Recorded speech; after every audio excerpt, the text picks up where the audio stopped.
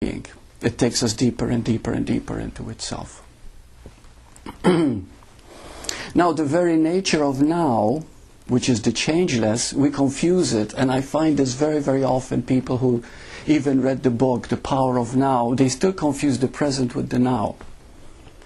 And I don't know if it ever has been explained, but there is a difference.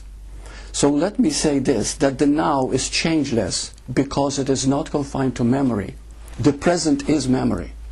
The present contains all your past and even your thoughts of the future.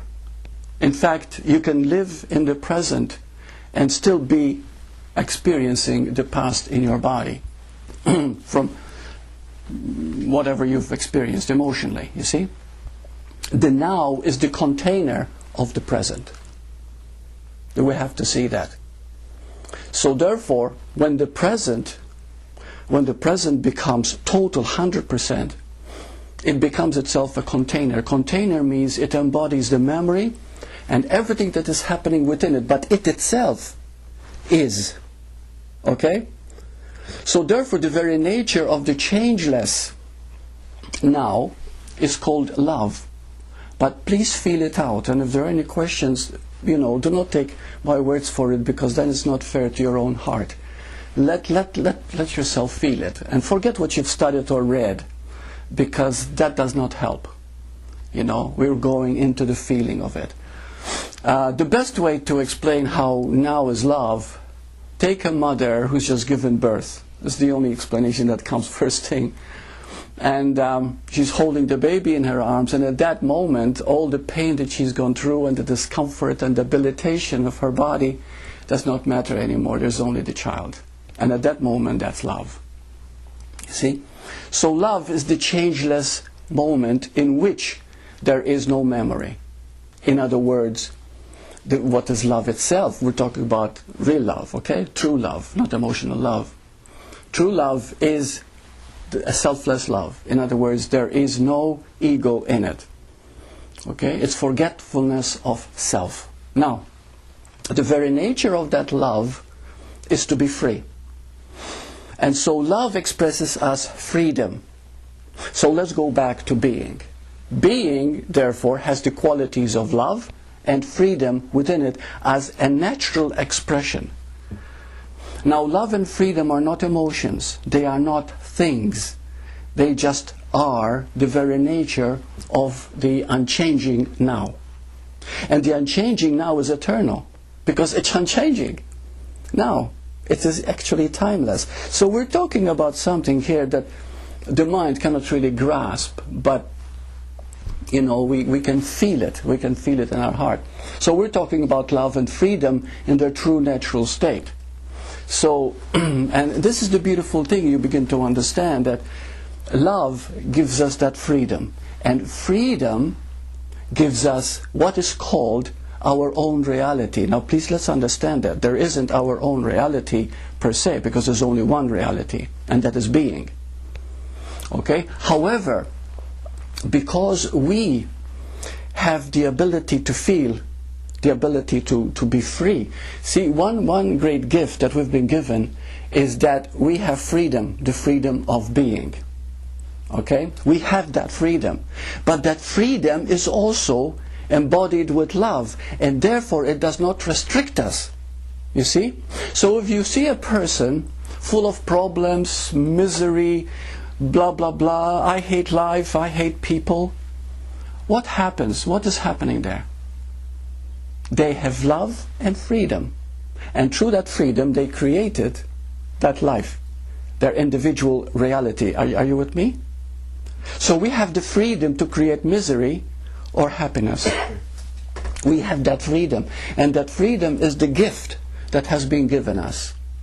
That is one of the greatest gifts, because love has given us freedom. Now you might say, you mean the individual has free will? No, but it thinks it does.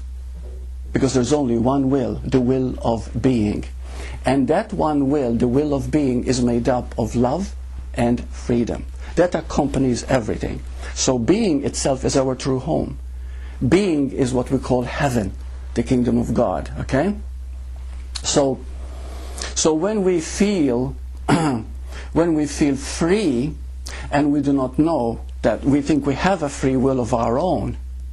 Okay, there's no such thing as ego will, but we think we do. And so we keep choosing that which is not good for us automatically. So if you're living a problematic life, if things are not working out, if you're very emotional and unhappy, there's nothing wrong. You are making use of your freedom in an unnatural way.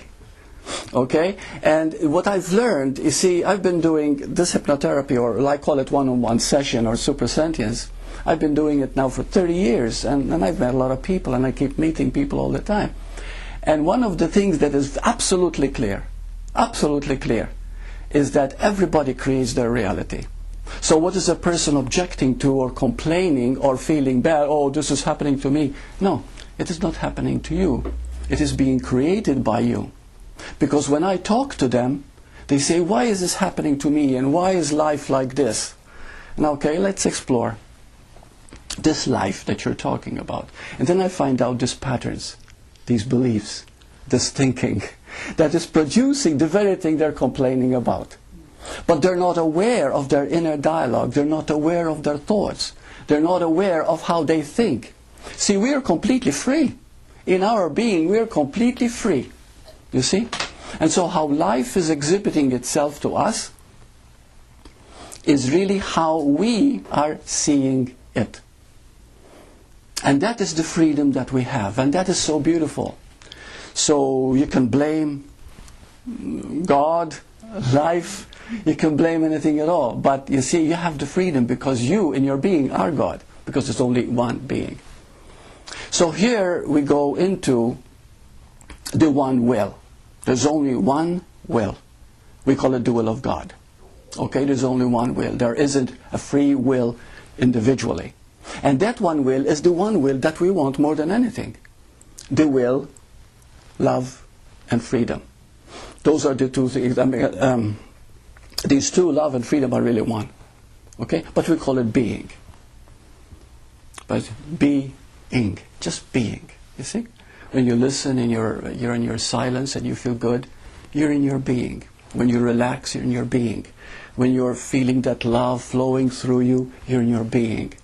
You're listening to a beautiful piece of music, you're being carried away, you feel so good, you're in your being. But everything else is also in your being, but you don't know you're in your being because you're associating or identifying with the surface. Now, 95% of the people, maybe I'm exaggerating, maybe less or more, I don't know. It's just what came to my head at the moment. But 95% of the people, I feel, are living from the surface, shallow life called human. And they forget the being, you see? Now, the being is everything, you see? And that is the crux of the matter. I know I'm repeating myself here. So when you begin to live from being, which of course is that silence that you are, is that inner knowing that you are, then you understand everything that's outside. In fact, it's been said that a fully enlightened being knows everything that has ever been done on earth. For example, he knows all about science, all about psychology, all about philosophy, metaphysics.